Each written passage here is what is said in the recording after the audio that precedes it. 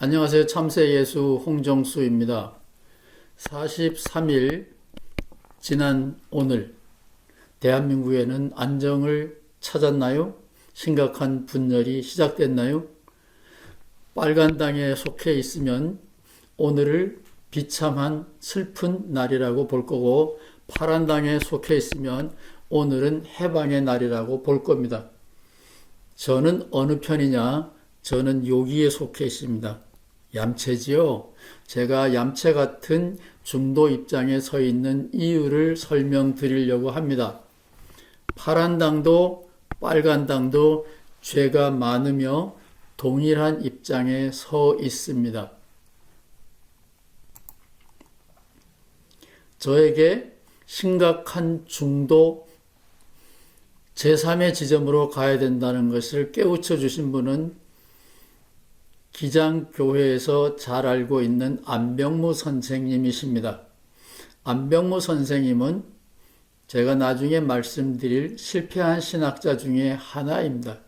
제3의 지점으로 가야 된다.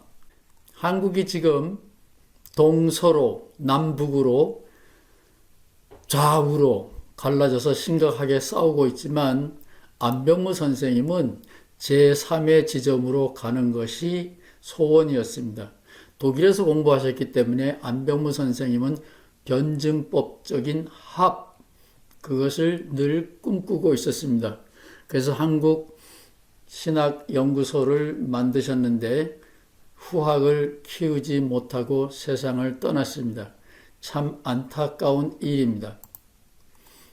동서 남북 모두가 죄가 없습니다. 왜 그런지 설명해 볼까요?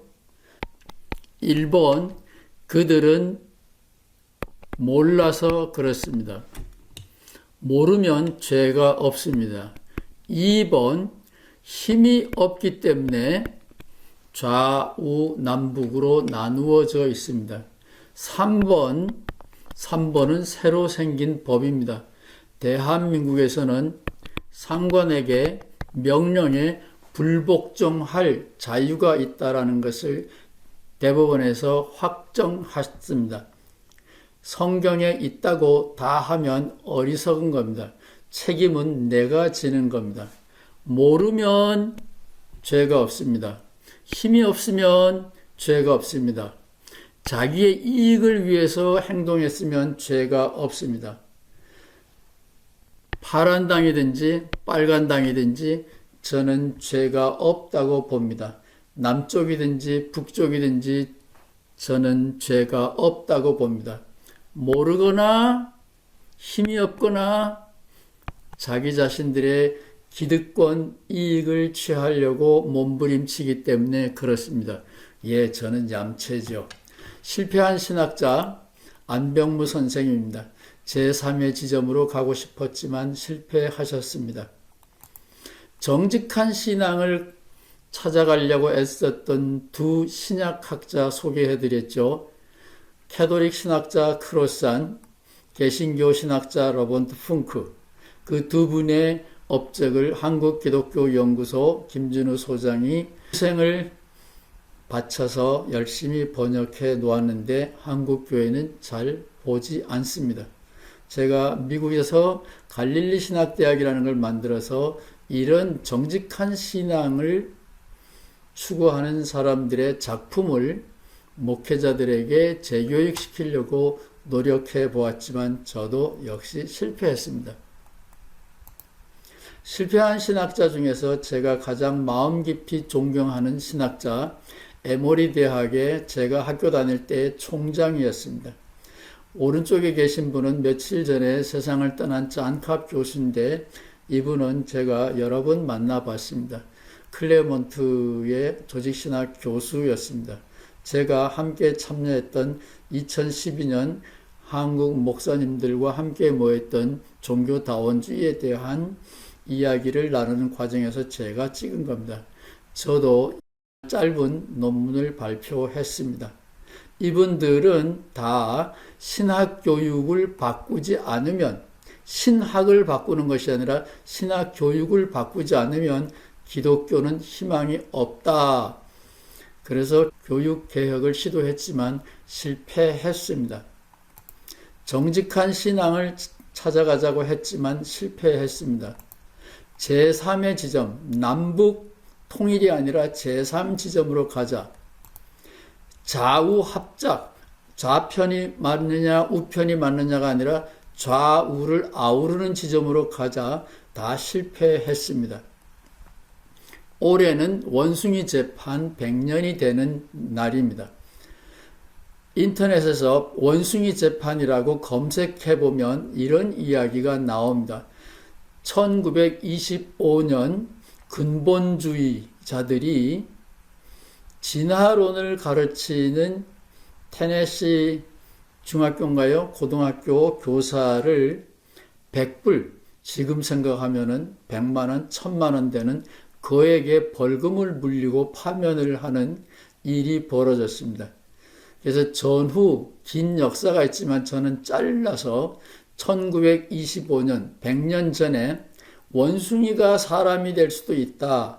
진화론을 이야기한 교사에게 벌금형을 내린 세속재판부입니다. 테네시주 재판부. 그것이 1925년에 일어나는데 저는 그것을 근본주의, 문자주의의 탄생일이라고 목에 힘주어 말하고 싶습니다.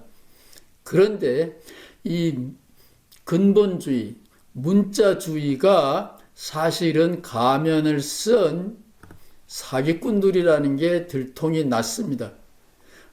제가 가끔씩 들렸던 LA에 있는 탈보 신학교가 이 원숭이가 사람이 되는 진화론은 이단이다라고 퍼뜨리면서 근본주의를 만든 핵심 신학교인데 이 탈보 신학교가 지금 여자들에게 목회자가 되는 신학교육을 시행했습니다.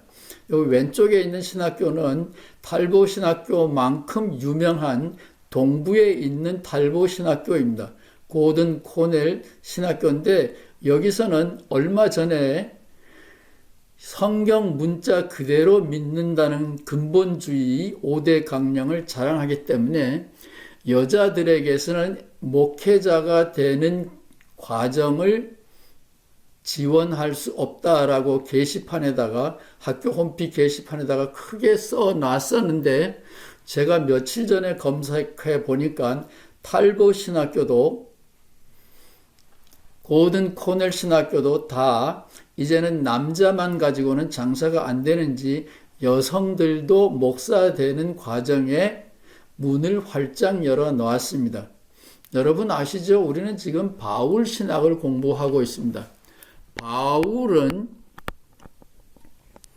여자는 교회 안에서 잠잠하라 이렇게 가르쳤습니다. 성경에 분명하게 있습니다.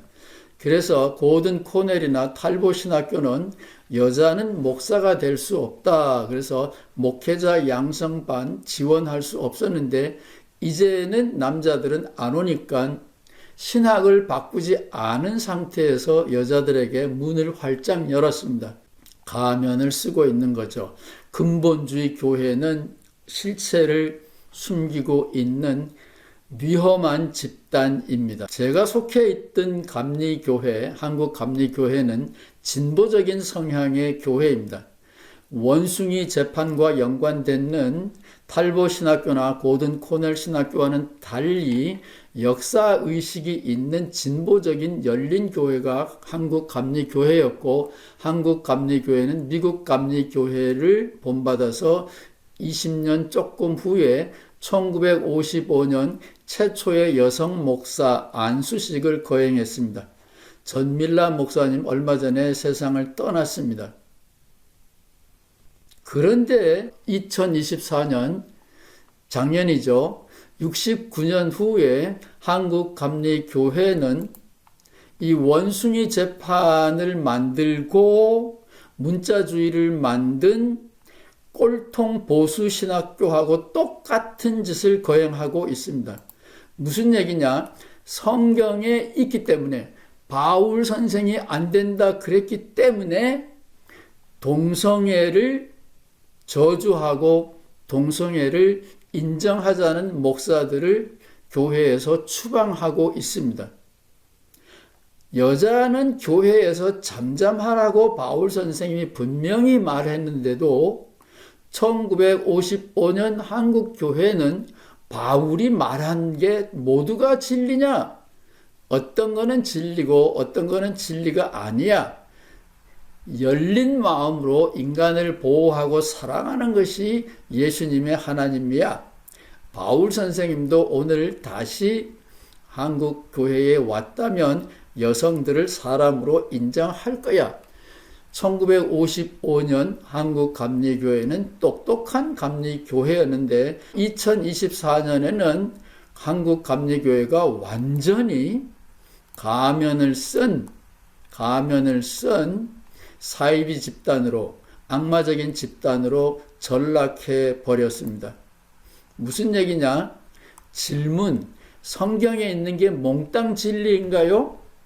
그러면 동성애자나 동성애자를 인정하는 사람들을 추방하는 것이 옳습니다. 성경에 있는 것이 모두가 진리라면. 그 대신에 여자들을 강단에다가 세우면 안 됩니다. 교회 대표 기도를 시키든지 여자가 설교하는 자리에 올라가게 하면 이단입니다. 왜냐하면 성경에 있기 때문에 그렇습니다. 1955년 한국 감리교회는 성경에는 진리도 있지만 이게 스폰 감독이 쓴 책인데 성경은 잘못된 오류도 있다. Sins of Scripture. 성경은 오류뿐만이 아니라 성경대로 하면 사람을 죽이는 악질적인 죄악적인 요소가 있다라는 건데 1955년 한국 감리교회는 그런 똑똑한 열린 교회였고 예수님의 입장을, 예수님의 식견을, 예수님의 정신을 사랑하는 교회였습니다. 저도 한때 거기에 속해 있었습니다. 그런데 2024년부터 한국 감리교회는 사기꾼들, 가면을 쓴 엉터리 교회로 바뀌었습니다. 그건 다 남의 문제고요. 여러분에게 물어보겠습니다. 성경에 있는 게 모두가 진리인가요? 여자를 사람 취급하지 마십시오. 어떤 것은 진리고 어떤 것은 비진리이기 때문에 우리가 새겨들어야 되나요? 스폰 감독은 그렇게 생각하고 있습니다. 1955년 한국 감리교회도 그렇게 했고 여러분의 교회의 교단에 여성 목사님이 계십니까? 그러면 여러분도 모든 것이 진리가 아니라 어떤 것은 진리고 어떤 것은 옛날 낡은 교리 가르침이기 때문에 넘어서야 된다라는 입장입니다. 저는 여러분에게 자유를 주고 싶을 뿐입니다. 우파, 좌파, 북쪽 사람들, 남쪽 사람들, 진보적인 신앙을 가진 사람들, 근본주의적인 신앙을 가진 사람들, 목회자들, 평신도들, 신학자들 모두가 자기 자신의 한계를 모르기 때문에 저는 다 용서하고 싶어요. 왜냐하면 지금의 신학 교육으로는 어떻게 해볼 수가 없습니다. 기독교의 미래가 탄생하려면 신학 교육 자체를 바꾸어야 되는데 그것을 누가 할 수 있겠습니까? 아무도 할 수 없습니다. 개신교회는 원시적인 미신 집단으로 전락하는 것 아무도 막을 수 없습니다. 신학 교육 개혁 2025년에 시작하십시오. 감사합니다.